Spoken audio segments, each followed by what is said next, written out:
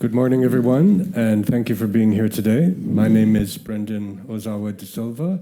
I serve as Associate Director for the C-Learning Program at Emory University at the Center for Contemplative Science and Compassion-Based Ethics. And I'm here in lieu of our Executive Director, Losang Tenzin Negi, who could not be with us here today, but will be rejoining us later for the launch. It is my honor and privilege to be able to welcome His Holiness the Dalai Lama, distinguished guests, and esteemed representatives from the media to the global launch of the C-Learning Program, the culmination of more than 2 decades of collaboration between Your Holiness and Emory University. As you are aware, the main launch event will begin tomorrow and continue through the next day, April 6th, here at the Andaz Hotel. Before we begin, I'd like to briefly provide some context for this launch. C-Learning stands for Social, Emotional, and Ethical Learning.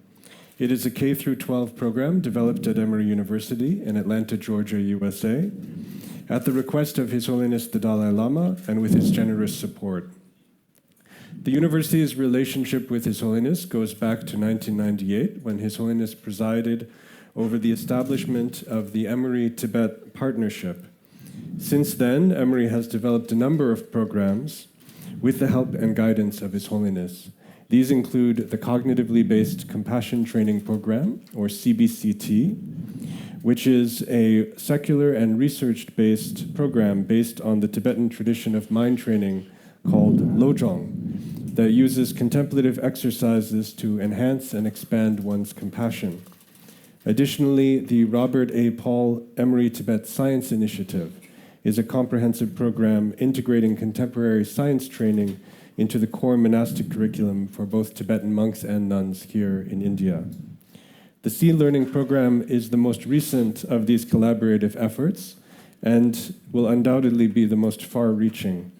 This program brings the latest innovations in social and emotional learning, systems thinking, compassion and ethics, attention training, and trauma and resilience-informed education together in a single comprehensive package for teachers and schools, with the intention of realizing His Holiness's vision for a holistic education of heart and mind. We're deeply grateful that His Holiness is here with us for this press conference and to preside over the global launch of the C-Learning Program, as he has inspired and guided us through every step of this undertaking. C-Learning consists of a framework that communicates the philosophical and pedagogical foundations of the program, as well as a curriculum that is tailored for different age levels, and an online platform for preparing and supporting educators and schools.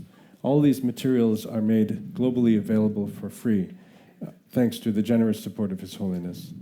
The C-Learning curriculum and educator companion volumes will be formally unveiled tomorrow by His Holiness, but we are pleased to have some advanced press copies for you to view today in the back following the press conference. These are available now in 12 languages, including English and the 6 UN languages. The format for today is as follows. We will first hear remarks from His Holiness the Dalai Lama, followed by remarks via teleconference from 2 of our distinguished senior advisors and distinguished leaders in the field of social and emotional learning, Dr. Daniel Goleman and Ms. Linda Lantieri, who unfortunately could not be with us in person today, but are joining us via video conference. After that, Professor Kimberly Schernert-Reichel of the University of British Columbia, one of the world's foremost researchers in the area of social and emotional education and another key advisor for our program, will also share some thoughts. Dr. Robert Röser, who is also going to be on the program and also one of our advisors, is only flying in this evening, so he will join us for the launch tomorrow. Following these remarks, we will open floor to questions from the media. So, Your Holiness, I'd like to invite you to begin the proceedings by sharing your thoughts on the education of heart and mind. The main reason, existing education system, no adequate, no guarantee to bring happy world. Because ultimately, human compassion, as I mentioned earlier, is key factor for happiness So therefore, in education should include education about our warm-heartedness. Although all religious tradition carry the same message, but then today's world about over billion human being, no faith. So these people sometimes may feel, oh, compassion, these things are religious matter. I have no interest. So now, India's tradition, over 3,000 years, a secular concept, whether believer or non-believer, believe this or that religion is a secondary. So long we are a human being. So should be more, a person, more sort of moral principle, like that. So, and then very word secular, some my friend say some, a different sort of opinion. So I don't know. So this kind of meeting, you see, can discuss at the proper word. The thing is, that from kindergarten, we should include some education about not only external thing, but internal basic human value.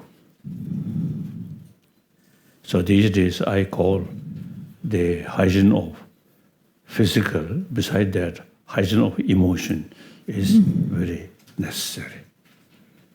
Like that. So through education, I think we can do something. So today's world, much problem is our own creation. This human being, nobody want a problem. But because of too much emotion, a lot of problem, including killing, our own creation. So through prayer, cannot solve these things. Only through action. Action related with motivation. Then finally, I think this 21st century should be a century of peace, century of non-violence. That does not mean no longer any problem, but problem there.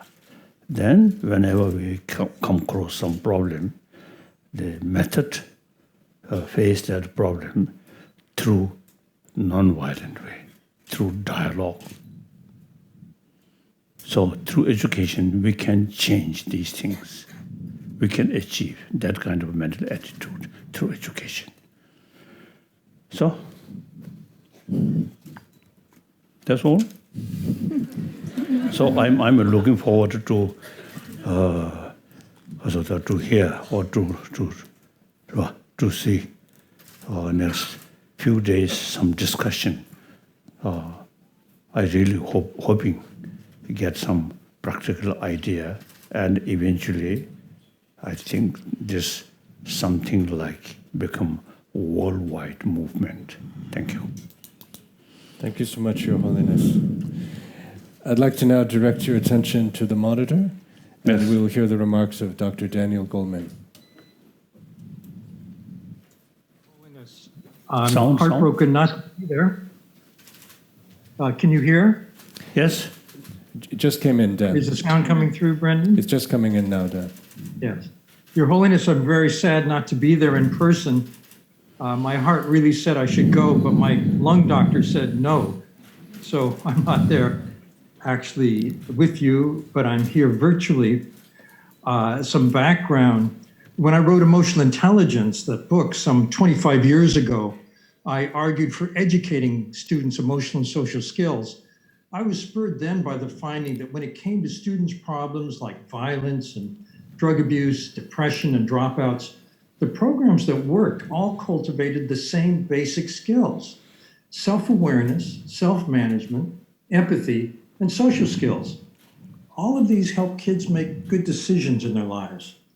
A small group of us, including my friend and fellow speaker Linda Lantieri, founded the Collaborative for Academic, Social, and Emotional Learning to spread an approach designed to help kids develop these life skills, what you've just called emotional hygiene. Today, it's become a worldwide movement known as social emotional learning, or SEL. There are many variations of SEL, some using full half-hour lessons, others embedding those lessons in the standard academic curriculum. The best are gauged to the cognitive and emotional level of students at each grade level. For instance, take making good decisions. At age 7, children might brainstorm what would help and what would hurt if they thought someone had taken a pencil. But at age 14, the same brainstorm is about a big problem in the States, how to say no to drugs and keep your friends. Research shows that these programs work. A study of 270,000 students found SEL lowers antisocial problems like fights and bullying by 10%. It increases pro-social attitudes like liking school by 10%. And it boosts academic achievement scores by 11%. A more recent study found an advantage of 14% in academic achievement.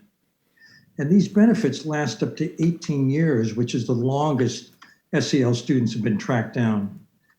Your Holiness, when I wrote A Force for Good, the Dalai Lama's vision for your world, for your 80th birthday, I came to see how SEL aligns with your mission of reaching the people of the 21st century with what you've called an education of the heart. The Emory C-Learning Framework represents just such an education of the heart. It adds to SEL several crucial skills that are largely missing from existing programs. These include attention training, care and compassion, systems learning, and the development of an ethical outlook. Take attention training. I was in an SEL classroom of 7-year-olds in a very poor neighborhood in New York City. They were very calm and focused. I asked the teacher why, and she said, "Watch this." Then they did something that they do every day. They each took their favorite stuffed animal. They found a place to lie down on a rug. They put that animal on their belly, and then they watched it rise on the in-breath and fall on the out-breath. Rise on the inhalation, fall on the exhalation. Count 1, 2, 3 in, 1, 2, 3 out. In other words, they were doing a 7-year-old's version of a kind of attention training, a meditation, you could say. This is an exercise in what scientists call cognitive control. Cognitive control strengthens the brain circuits that let you focus on one topic and ignore distractions. It's the same circuits that also decrease impulsive behavior. It makes a child ready to learn. In New Zealand, 1,000 children were assessed for cognitive control between the ages of 4 and 8 and tracked down again in their mid-30s. Cognitive control predicted their financial success and their health better than did their IQ and better than did the wealth of the family they grew up in. It levels the socioeconomic playing field. In addition, helping children cultivate compassion and discernment provides the foundation for C-learning. This combination of wisdom and compassion seems exactly what the world needs now and will need increasingly in the future. Scientists tell us that over the lifespan of today's children, the Earth will transform. Rising water levels will flood many coastal cities. The world's 4 major food crops, rice, wheat, soy, and corn, will no longer grow where they thrive today. In South Asia, here in India, there will be several days each year when high humidity and soaring temperatures will mean sweating no longer cools the human body. Many people will die. The me first ethic that has become so dominant in economics and society today will make these disasters worse. For the human species to survive, we will need an ethic of compassion and the skills of teamwork and collaboration more than ever. There's a saying, compassion without discernment is blind. Discernment without compassion is like a dried up fruit tree. I want to congratulate Your Holiness on this global launch of e-learning. It's the culmination of more than 20 years of academic collaboration between you and Emory University. My hope is that C-learning will be adopted far and wide and help more and more students far into the future. It represents the future of SEL 2.0. Thank you. Thank you. Thank you so much, Dr. Goldman. Thank you, my dear friend. Thank you. We'll now hear some comments from Ms. Linda Lantieri. Thank you, Your Holiness. I too am very sorry that I could not be with you in person. However, I have been very involved for the past couple of years now with C-Learning as an educational consultant, focusing particularly on the curriculum piece of this work. I'm filled with a lot of hope today, as I'm sure you are as well, for what might be possible for the children and teachers of the world. Over the next few days, the social, emotional, and ethical framework and curriculum will be launched. Many countries are involved. Many will be present in New Delhi. Others, thousands of others, will be live streamed and connected in that way. It's very, very exciting.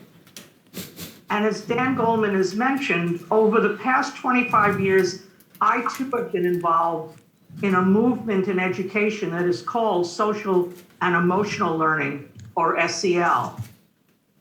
The research and the practice that we have learned from over 2 decades of doing this work in many, many schools will serve as such a fertile ground for C-learning to take hold.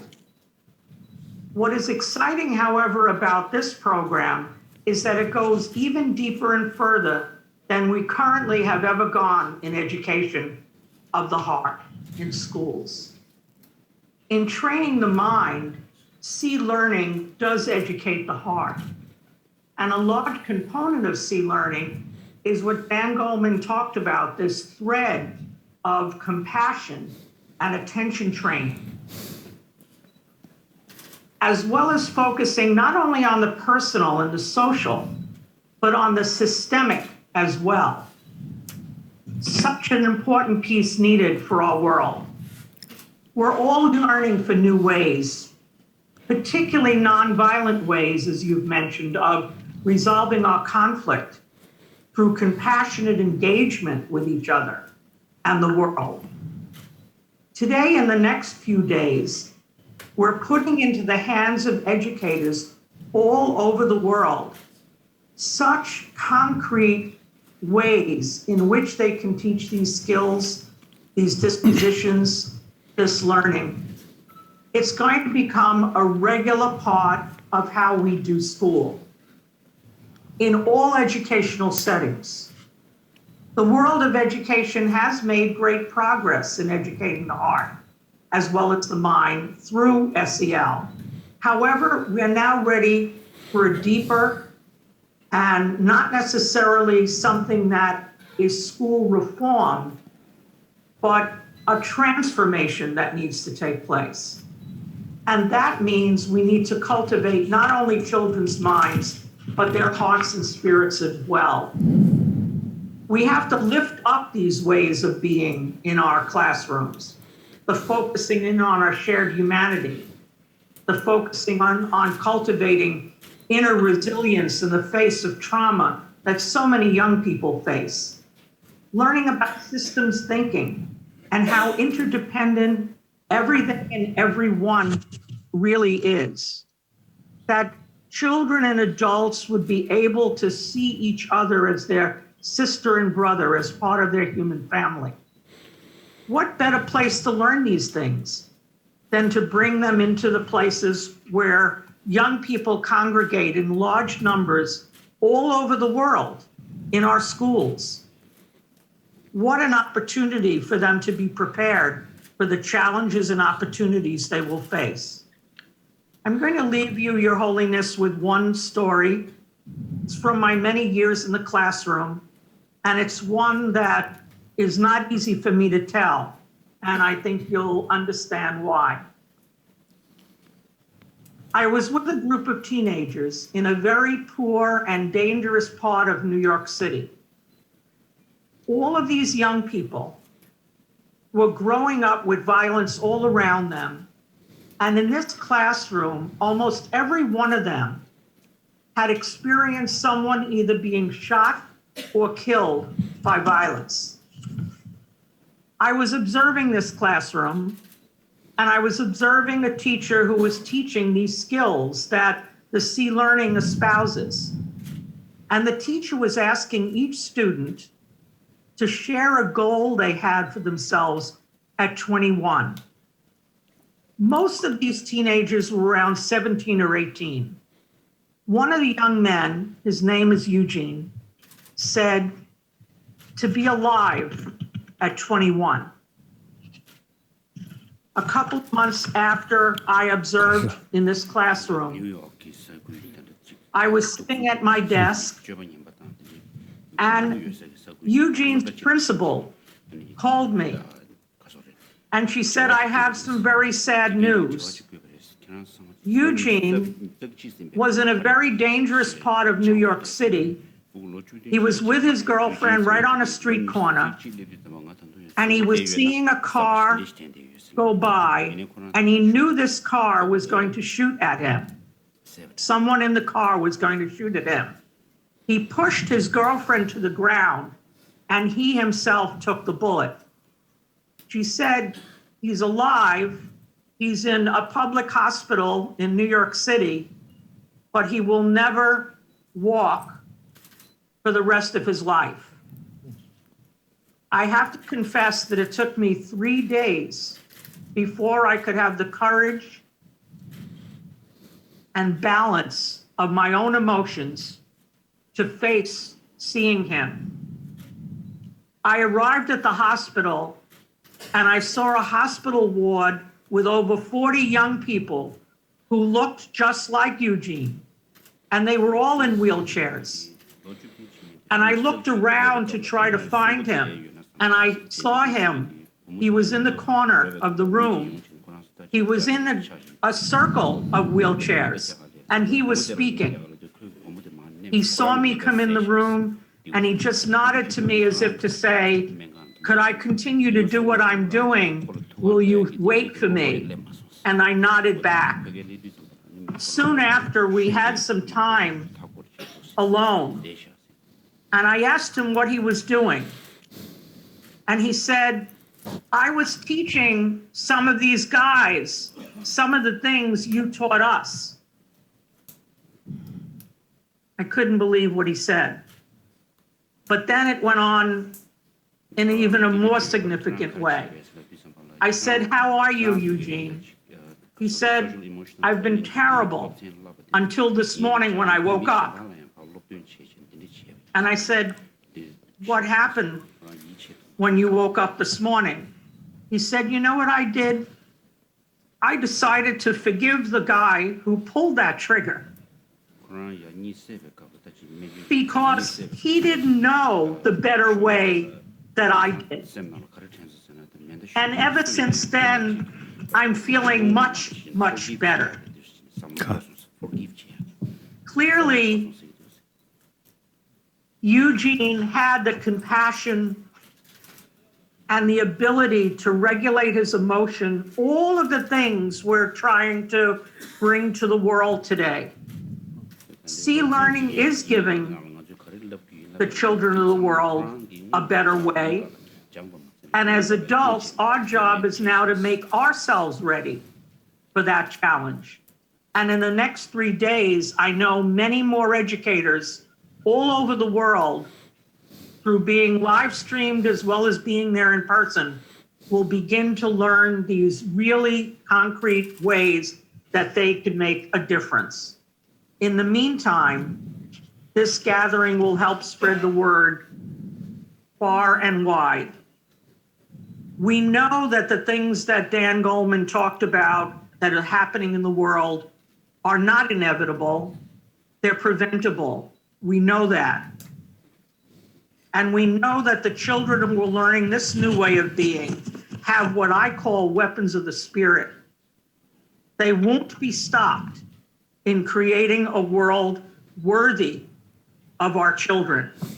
I thank you, Your Holiness, for all your support, all your wisdom, and all your encouragement to make this day and these next couple of days happen.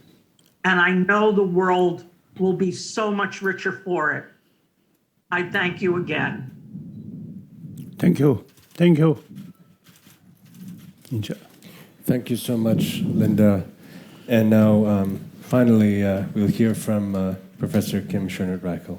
Great, thank you, Brendan. So this is a momentous occasion for the world.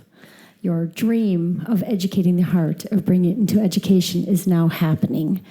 We know from the research, as Dan shared, that this programs like C-Learning, social and emotional learning programs can make a difference in children's lives. It's a global movement around the world. There's many countries using social and emotional learning, and places like UNESCO and the Organization for Economic and Cooperative Development, or OECD, are now embracing social and emotional learning as they move forward. We know this is to address problems we don't even know we have yet to help stop them. I want to say I'm a researcher. I do a lot of research over the last 3 decades on social emotional learning, but I started out as a teacher with children who had many problems. And at that time, I had nothing from which to draw from. I had so many students who had so many social and emotional problems, who left school, who were in jail. And at that time, I didn't know what to do. And what I find now today is we have the science. Back then, we did not have the research. I couldn't make the case for using this in school. And some of the things I just want to highlight and reiterate is we know social and emotional learning predicts these important adult outcomes. As Dan said, that students who have social and emotional learning programs actually are more likely to graduate from high school Yes. and earn higher academic achievement as well. And those are long-lasting. And even students who have social and emotional learning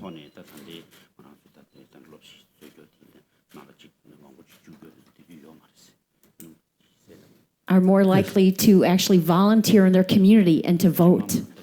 We also know that these skills can be taught. There's something, I believe Richie Davidson has talked a lot about, neuroplasticity. And neuroplasticity shows us that you can teach these skills, that in fact they make a difference, and the programs make a difference in children's lives.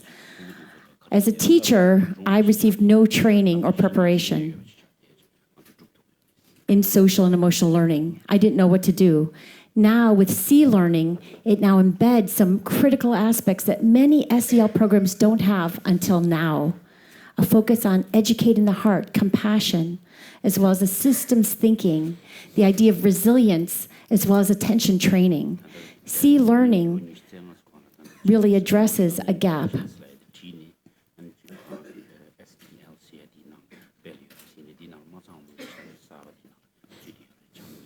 C-Learning addresses a gap that we did not have until now.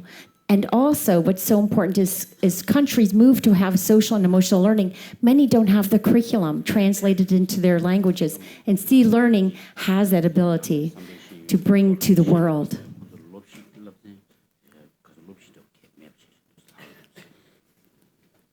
So I've heard you for the last 20 or more years talking about the importance of educating the heart and how we have to bring this into education. And now that is coming true. Thank you.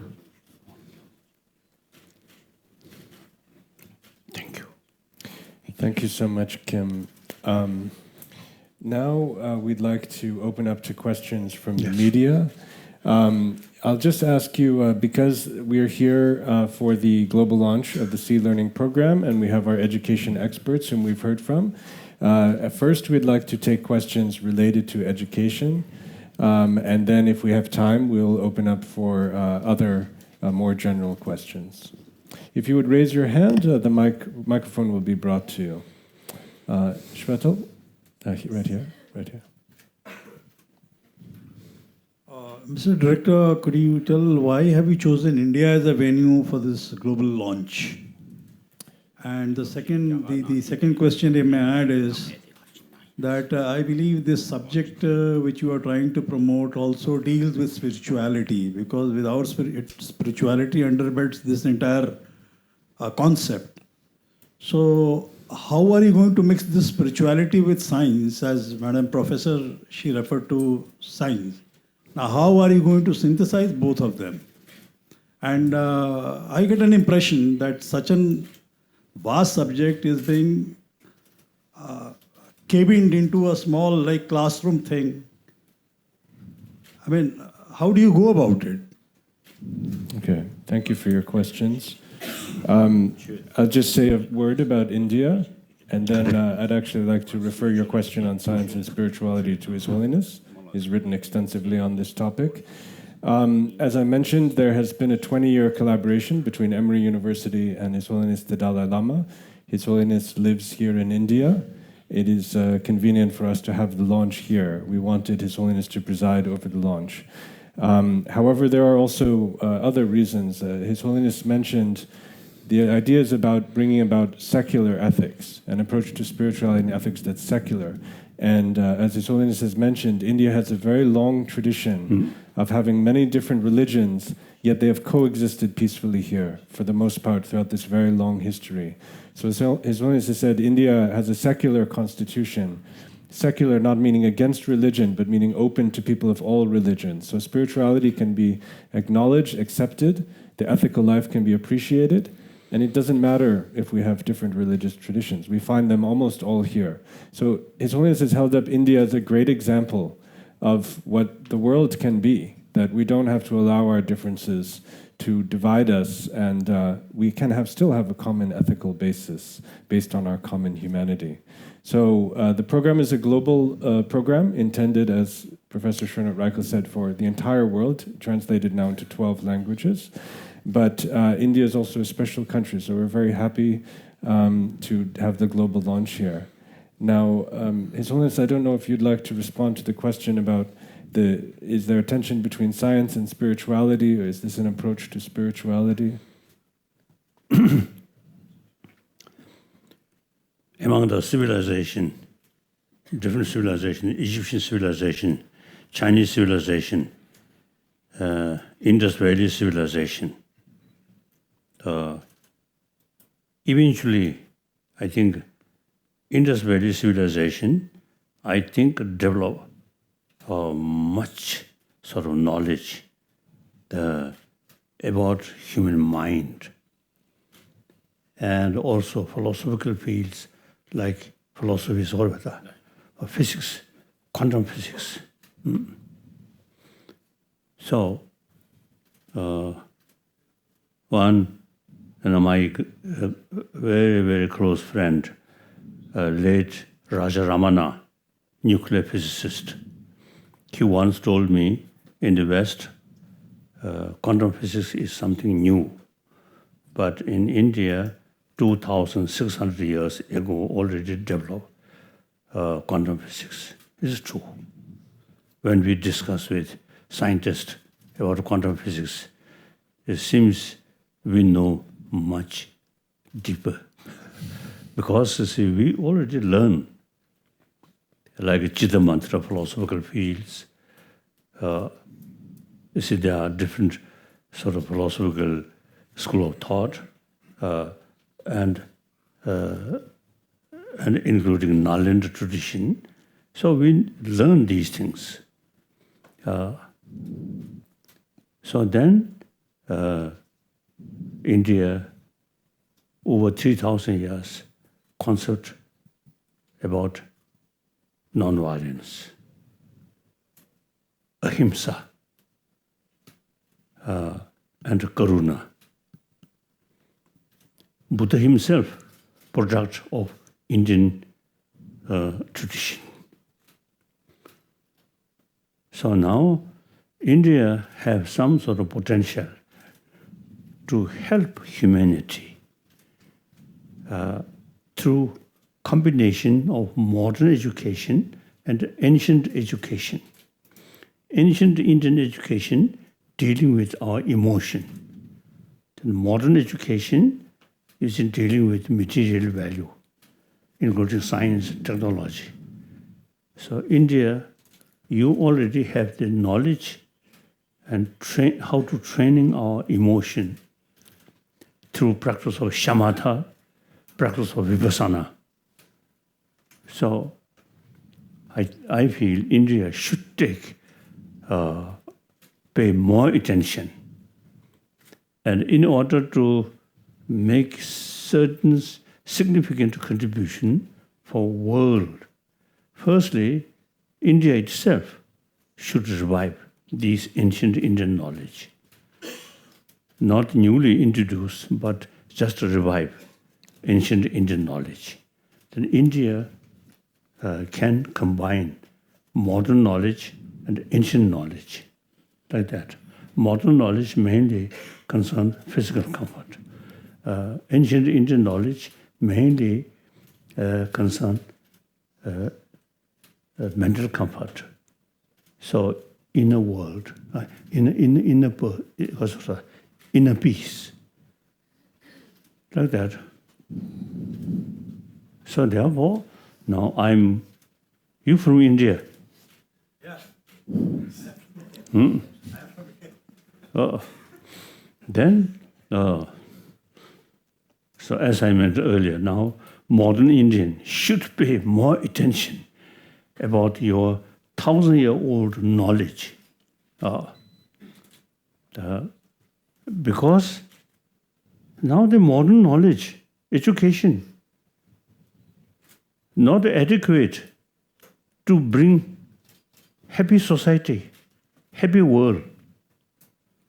The modern knowledge, including science, technology, more knowledge how to make a weapon, including nuclear weapon.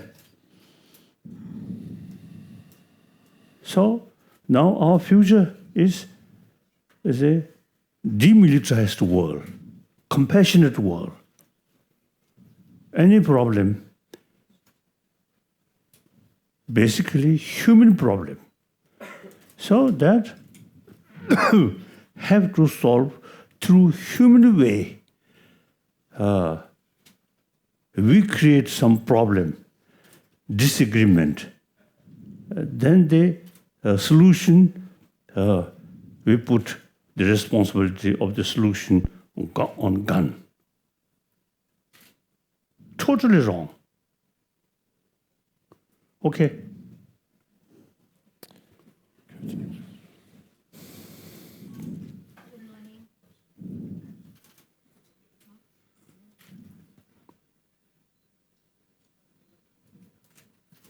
Thank you. Good morning. So I have a question to do with devices, disease, and disconnection. That today, how much would you blame technology for disruption in relationships, considering everything is at your fingertips? There's lack of compassion, empathy, and disconnection. What are your thoughts on that? Technology itself, wonderful. But it depends people who use technology. Technology used for constructive way, with sense of concern of well-being of humanity, well-being of the world. And then technology is wonderful. But finally, technology, you see, how to use technology. So technology itself, wonderful. Another question, that how do we imbibe kindness and compassion in leadership? Kasa? Oh, leadership comes from community. So firstly, the community or generation themselves should be more, balanced or holistic educated people. And in the absence So now the existing education, materialistic oriented. So whole generation who come from that kind of education eventually create materialistic life, materialistic culture. So then leader come from that kind of society, you see no knowledge how to tackle when they face some emotional problem. Thank you for those questions. So now we must think, make effort to change the whole sort of generation, whole society, their way of thinking more holistic, because a holistic way, or thinking about inner world, outer world. And then when we think more seriously about inner world, then naturally compassion involved. Anger. Actually, anger, we are a social animal. Anger expel. Compassion bring together. So judging our social animal, compassion is very important. Even animal, they appreciate compassion. Occasionally, they found fight. But without a weapon, it is limited. I think, wonderful human intelligence used for the destructive weapon. I think very pity, very sad. And the materialistic sort of society think money more important. So selling weapon bring more money. Wrong, short-sighted. The responsibility of weapon is killing, nothing else. Very sad. Yeah, good morning, His Holiness. My question is two-part. One is that, is it coming? Koto. Can you hear me? If you stand up, please, sir. His Holiness, good morning. I have a two-part question. One is, in today's world, especially when you're talking about happiness, and the youth today equates happiness to drugs, to social media. There's a constant validation on social media, whether it's Twitter, Facebook, Instagram. And I see that in my own family, how our nephews and nieces are now completely hooked to it. They think of it as an equation to happiness. So my first question is, what is the message to such youth who feel that happiness exists in a world which does not exist, which is a virtual world, number one? And this course, my second question would be that this course or this program comes at a time when the world is seeing violence in several parts of the world, whether it is the attack in New Zealand or in Texas yesterday, or if you turn the pages in the last several years, there have been several incidents of violence where have been triggered just by hatred. So my question to you, His Holiness, is that how do you think this course can help such people who resort to violent activities which stems from sheer hatred for a fellow human being? Thank you. Now, the New Zealand recent event is one example. The leader, you see, she really tried to tackle this problem through non-violence, through compassion, through mutual respect. So although very sad things happen, but no further sort of no further increasing violence. So there are methods. This is example. I really admire the New Zealand Prime Minister, that lady. Really wonderful. So I think that's one living example. So we can learn like that. Then? So the first question was about the social media and the use of how the youth equates it to happiness or the resource.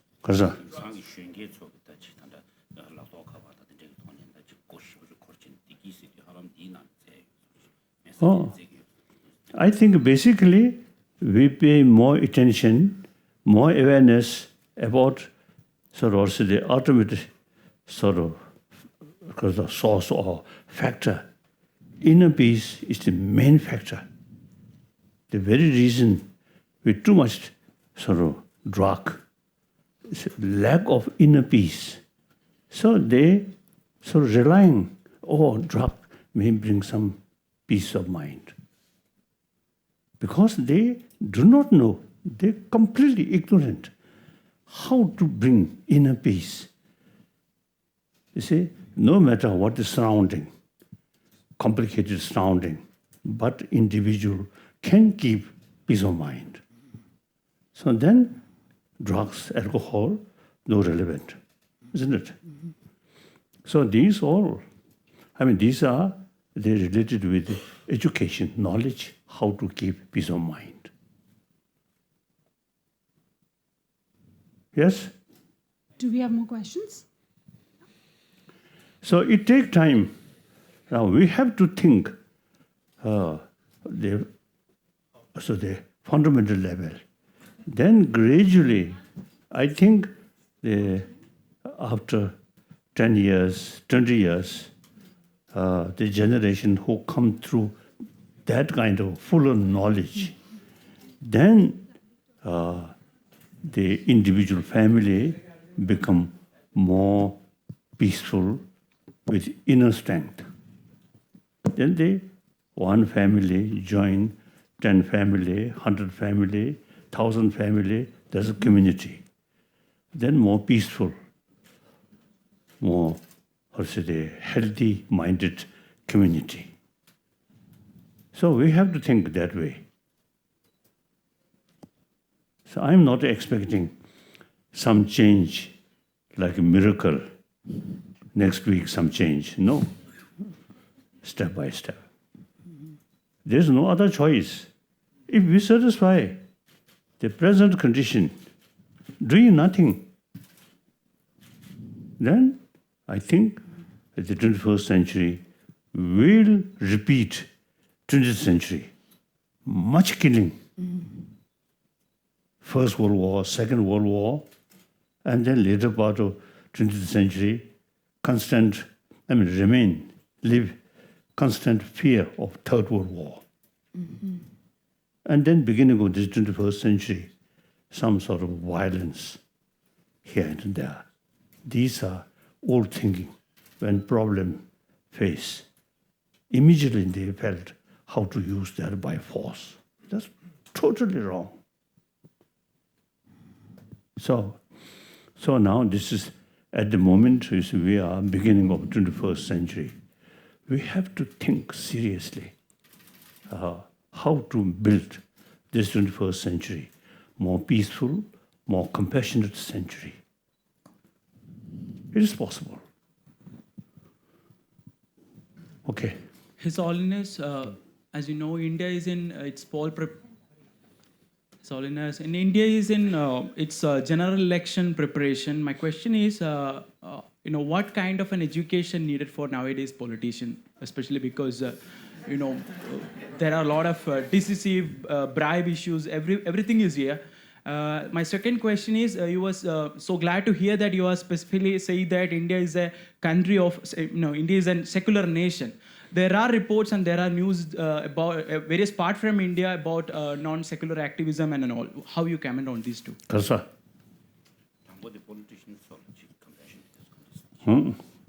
Politicians come from the society. So whole society, as I mentioned earlier, because of education, more materialistic society. So politicians come from that kind of society. So they're also thinking money, power.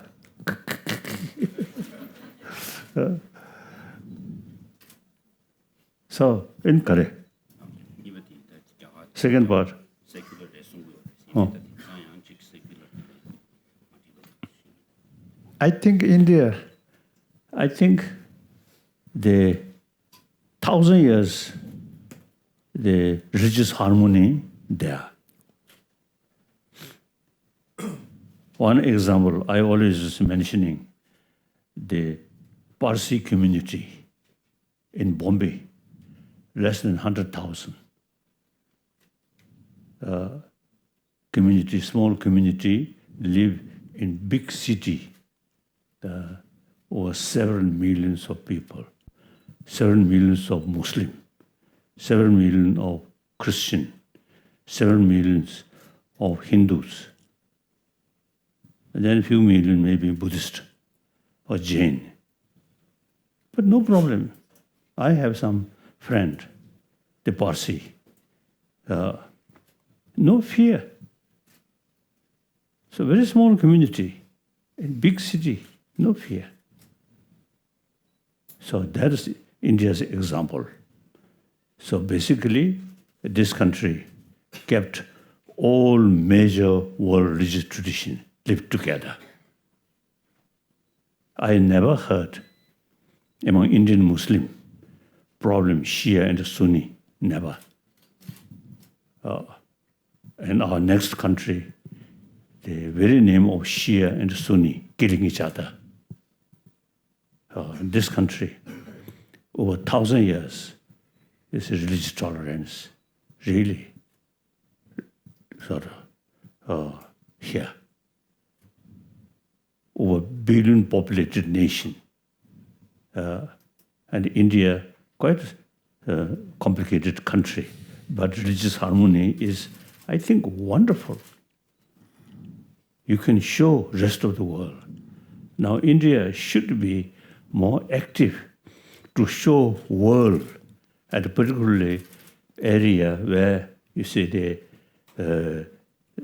different religious belief, some conflict, like in Afghanistan and Syria, in this area, Shia and Sunni problem, and Egypt, Christian and Muslim problems.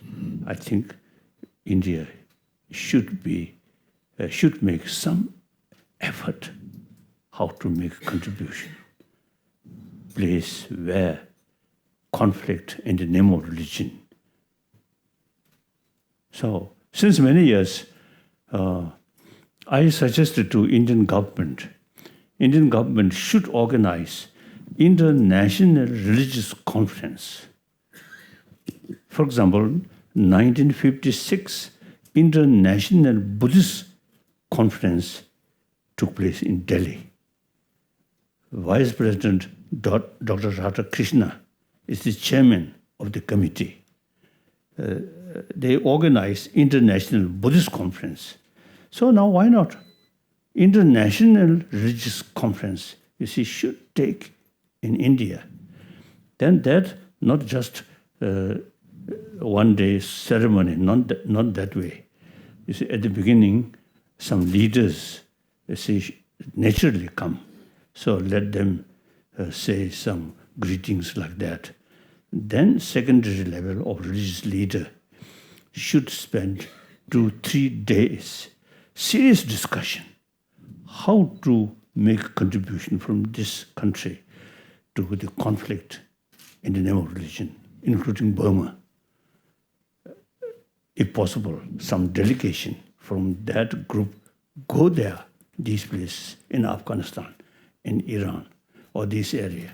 And also, I think the Indian Muslim can make some contribution regarding closer relation between Iran and Saudi Arabia. So, and then, like 1956 Buddha Jayanti celebration, Indian government can arrange one facility to pilgrimage, or firstly here, Kasachudi, Kajilagan Kasa, Jama Masjid, then Amritsar, so on, and Christian temple here. So since 70, I think 74, I started one practice wherever I go, if there is sort of possibility, pilgrimage, church, Gurdwara, and Kasa, mosque, and Kare, or Senegal, all those different religious traditions, different holy places or temples of different religious tradition, pilgrimage. So like that, I think India can make certain significant, firstly, I think significant impression. Then eventually, you see, truly can make some contribution to reduce conflict in the name of religion. Like that. We have a gentleman up here who has had. Oh, okay. Okay, we'll take you next, sir. Namaste. Thank you. What is your opinion or thought about Indian Vasudhaiva Kutumbakam? Louder, louder. Hello. What is your opinion or thought about Indian Vasudhaiva Kutumbakam? Karsa. Is it more relevant these days educational system? Correct.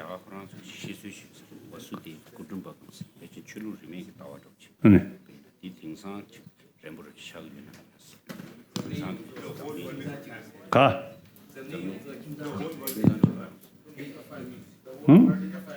The whole world is a family. Oh, that's very good. That's very good. All religion, you see, emphasis that, carry that message. Theistic religion, you see, we all created by God. God, infinite love.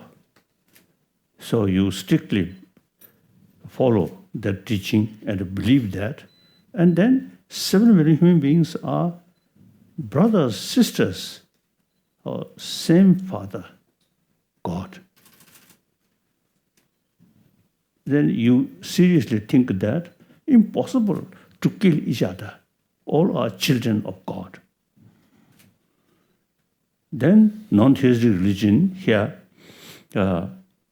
everything is due to our own action, karma.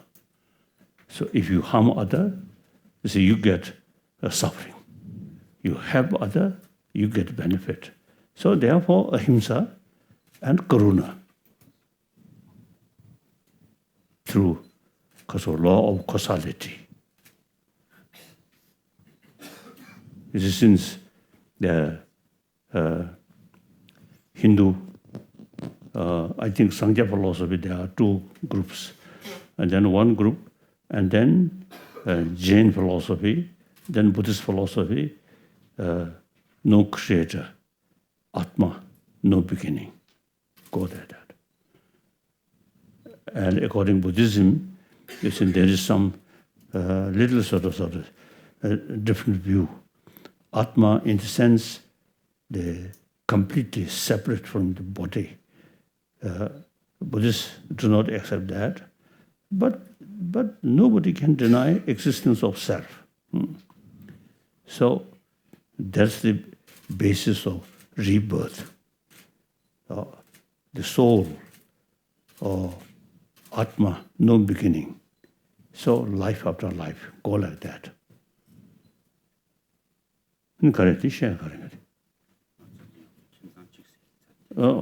So therefore, theoretically speaking, according to these different religions, world is one family. Wonderful, yes. Sir? His Holiness, this is the 60th anniversary of your exile in India.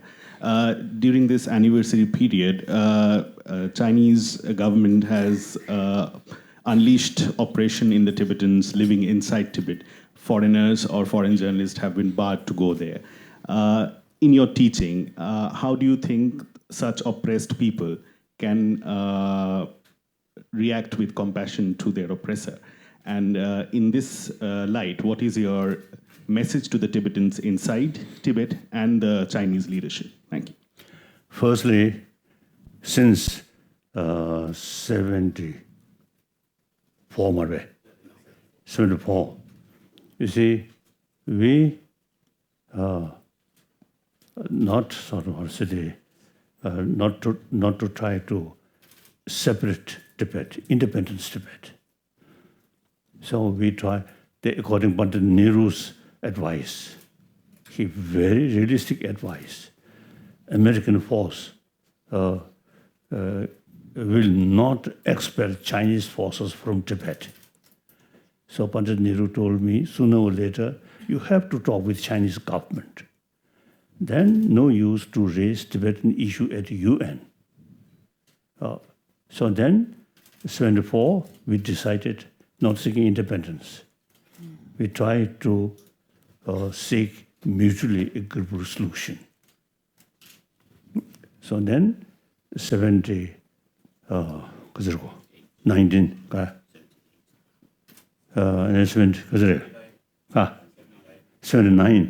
we developed direct contact with Chinese government under the leadership of Deng Xiaoping. So basically, our side open. Actually, sometimes I was telling people that I am not splittist, but Chinese government consider me splittist. So Chinese promoting me fight for independence. We are not seeking independence. I always admire the spirit of European Union. Like France and Germany, First World War, Second World War, the really arch enemy. And then my friend Italy here, sometimes this side, sometimes this side.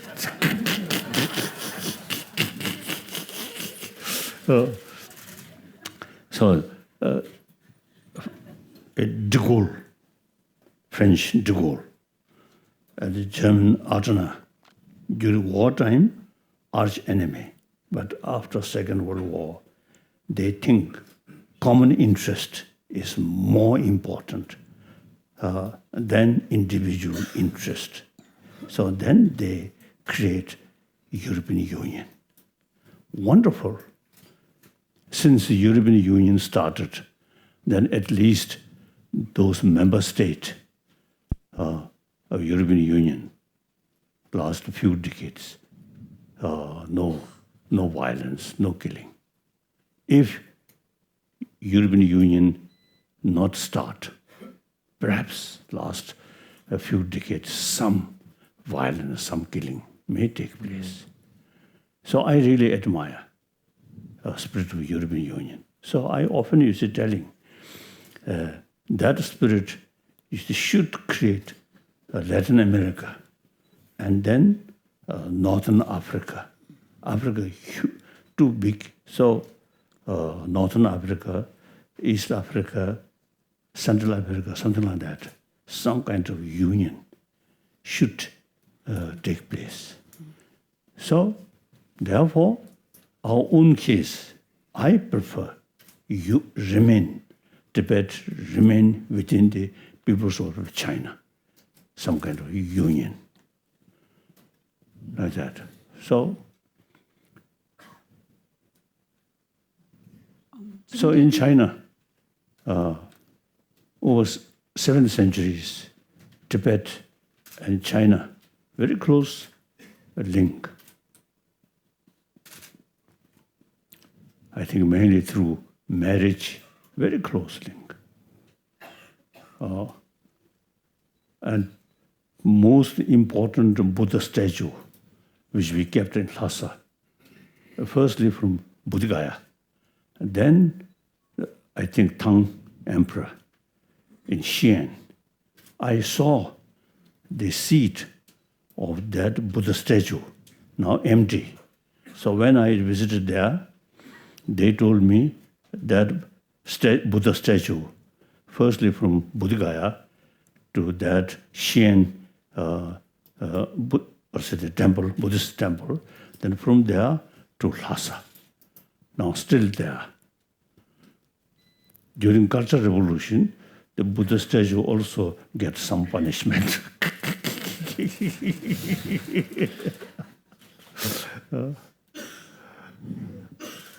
But I don't think the Buddha statue as a statue, I don't think any pain when they hit like that. So therefore, you see, I feel much better. Live side by side. Economically, money matter, they can help immensely. Now in Tibet, much development, material sort of thing. At the same time, we can help them. The Buddhist knowledge, like that. And China, historically, Buddhist country. And also same source, Nalanda tradition. Tangsen came to Nalanda and introduced Buddha Dharma according to Nalanda tradition.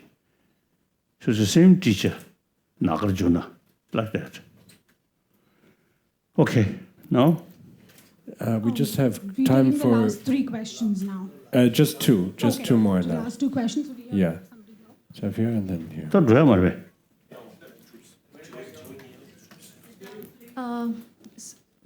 Can I ask? Yeah? Okay. Yes. So, His Holiness, you were referring to religious harmony in India, Yes. wherein Buddhists, Parsis, and other communities are living peacefully. I would like to take your comment on the plight of Indian Muslim right now, where, for example, if we take the incident of Gurugram, wherein a Muslim family, the entire family was assaulted by Hindus in the name of religion. So, and kids are getting influenced by this kind of, this kind of conflict, basically, where I recently read somewhere that a kid called, that a Muslim kid was called Pakistani by his classmate. So kids are, getting influenced by whatever is happening in the country right now.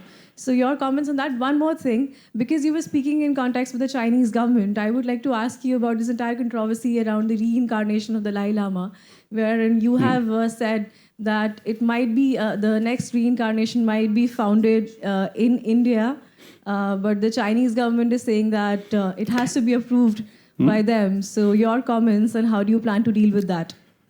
The first part, I always look more from wider perspective. Then India, wonderful. Then over billion Indian, everyone not sort of, the holy plate, holy person. So mischievous people must be there. Even Buddha's own time, some mischievous people there. Over 1,000 years, some mischievous people always there. So that I accept, no problem. That few mischievous people sort of activities cannot sort of, because of the symbol of the whole nation. Okay, we Tibetan, Buddhist, peaceful, but some Tibetan not peaceful. So that is a reality, no problem. The second part, I think, question whether I can live, how long I can live. And within, suppose if I live another 15 years or 10, 15 years, then I think the political situation in China will change. If I die next year, then, of course, the Chinese government seriously show reincarnation must born in China.